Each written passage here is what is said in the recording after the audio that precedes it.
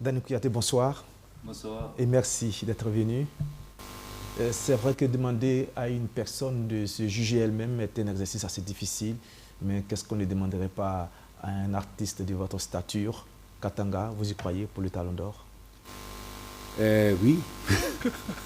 Vous avez la Mais même si foi. j'y crois pas, ce serait dommage. Et vous avez la même foi que votre acteur principal? Je pense que, oui, on y croit. D'accord.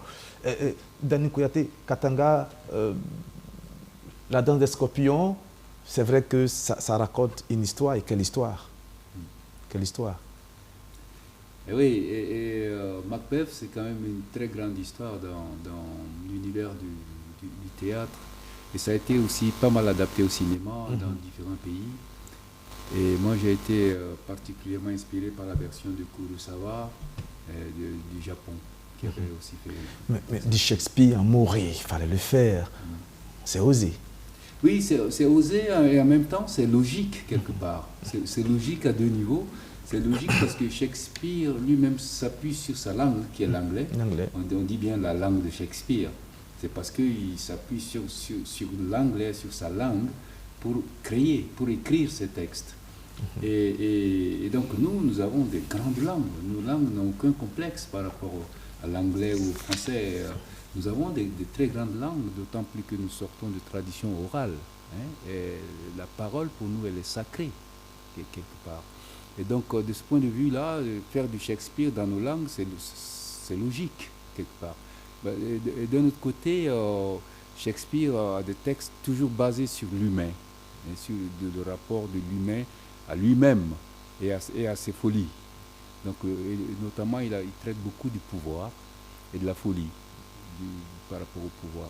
Et ça, je pense que c'est un thème qui m'intéresse, qui m'interpelle personnellement. Au-delà de ça, Shakespeare a un côté africain parce qu'il joue beaucoup avec l'invisible. C'est-à-dire que ces histoires se passent souvent entre le visible et l'invisible, un peu comme dans nos contes oniriques et comme dans notre univers, d'une certaine façon. Le tournage a été un peu compliqué, l'adaptation a été un peu compliquée quand même? Oui et non. Compliqué parce que moi déjà, bon, le moré, c'est pas ma langue maternelle. Hein. Moi, je suis ouagalais, mais même des ouagalais qui sont moira, parfois, ils sont limite avec la langue moré, si tu veux dire.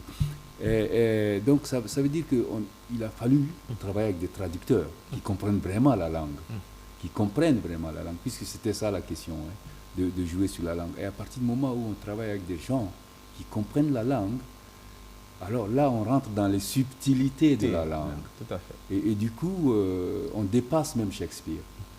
Parce que lui, il a écrit dans sa langue avec ses concepts. Mais quand on essaye parfois de retourner lui, son propos dans nos contextes à nous, alors on transcende. Parce qu'on va sortir sur des proverbes parfois qu'eux-mêmes ils ne sauraient pas traduire en anglais.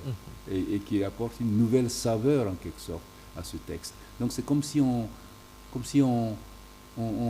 nourrissait le texte de Shakespeare avec quelque chose de nouveau.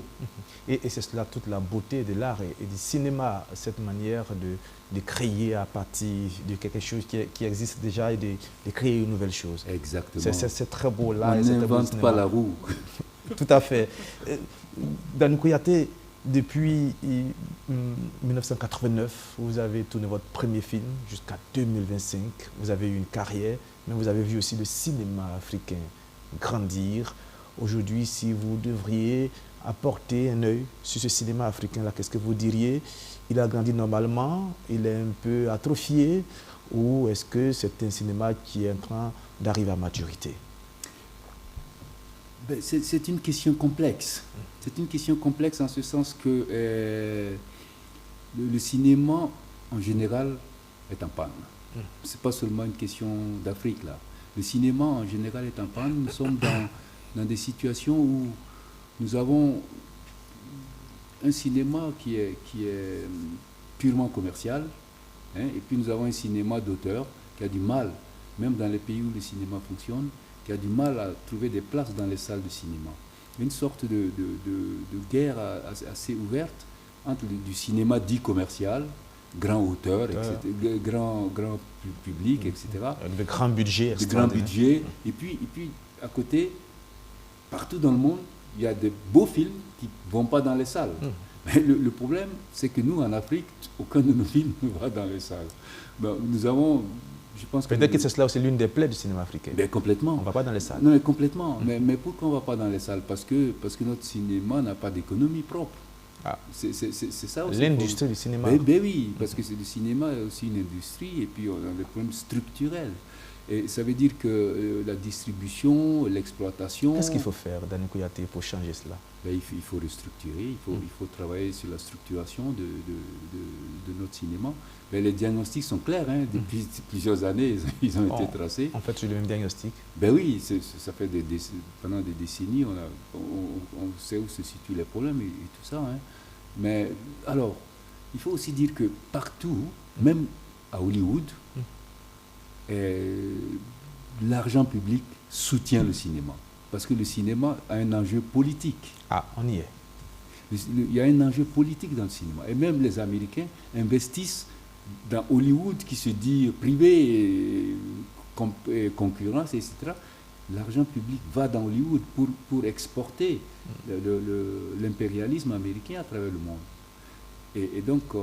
Est-ce que vous êtes en train de dire que dans ce contexte géopolitique international, vous savez que tout bouge, hein, on est en train d'aller pratiquement dans un nouveau monde où l'Afrique doit trouver sa place. Est-ce que vous croyez que, enfin, nos politiques doivent comprendre qu'il faut investir beaucoup d'argent dans le cinéma africain pour qu'à partir du cinéma puisse sortir cette Afrique nouvelle-là?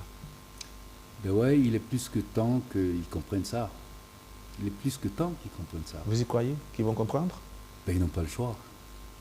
Parce que je pense que c'est une question de vision. Je pense que le problème de nos politiques, souvent, c'est qu'il n'y a pas de vision. Il n'y a pas de vision. Donc sans vision, on va nulle part. Tout à fait. Pour peu qu'on a une vision, on comprend le fond du problème, il est clair. Le poisson est pourri par la tête. Et on espère qu'à travers des événements comme le FESPACO, justement, nos hommes politiques vont comprendre à quel point le cinéma est important et qu'il faut le financer et il faut le structurer. Parlant justement des FESPACO, en 2001, SIA, le rêve du Python, vous avez digéré la déception, j'espère. Oui, mais oui, bien sûr. Mais bon, on n'est jamais content de gagner, mais c'était honorable, hein, oui. Parce que quand même, on était en deuxième place et puis le film était très très bien accueilli. Donc voilà, c'est la règle du jeu. Tout le monde ne peut pas être premier. On va vous montrer une photo, vous allez voir, regardez l'image. On va agrandir l'image pour que vous puissiez mieux voir. Voilà, vous allez voir un monsieur sur cette photo qui peut-être ressemble à quelqu'un que vous connaissez. C'est difficile de voir parce que c'est un peu noir partout, mais je vais vous aider. Il s'agit de monsieur Sotigui. Ah ben oui, Kouyaté. Je connais cette photo. Vous connaissez cette photo? Oui, je le connais. Monsieur Sotigui Kouyaté, là où il y a le point rouge, en haut à gauche, vous voyez, voilà. Oui, effectivement. Votre père a été footballeur? Oui, il a été capitaine de l'équipe nationale des étalons de la Volta à l'époque. Notamment aux Jeux d'Abidjan? Oui, tout à fait. En 1961? Oui, absolument. Il a eu 1000 vies, ce monsieur. Comment vous savez ça, vous? On essaie de préparer un peu nos émissions, monsieur Kouyaté. On travaille un peu. Pas un peu seulement. Oh, un peu, mais on va travailler beaucoup. Oui. Et quand vous voyez ces images-là, qu'est-ce que vous avez comme sentiment? Par rapport à mon père? Oui. Ben, mon père, c'était un fou. il a même fait la boxe. Mon père a fait la boxe, entre autres, mais là, il n'a pas duré longtemps parce qu'on l'a mis au chaos et puis mon grand-père a dit plus jamais. Plus jamais ça. Il touchait à tout. Oui, mais vous n'êtes pas trop loin de lui parce que faire du Shakespeare en moré, il faut que ça gambège un peu dans la tête. Mais le truc, c'est que là, ça reste quand même dans le même domaine. Si vous voulez faire du Shakespeare en moré, c'est pas une Vous avez dit que c'est votre maître, votre père. Oui. Ça veut dire beaucoup de choses. Je sors de son école. Je sors de son école. Si vous voulez, moi je suis un griot et je sors d'une famille de griots pratiquants.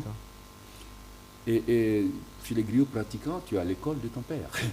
Tout à fait. Tu es à l'école de ton père. Donc ton école, c'est ton père.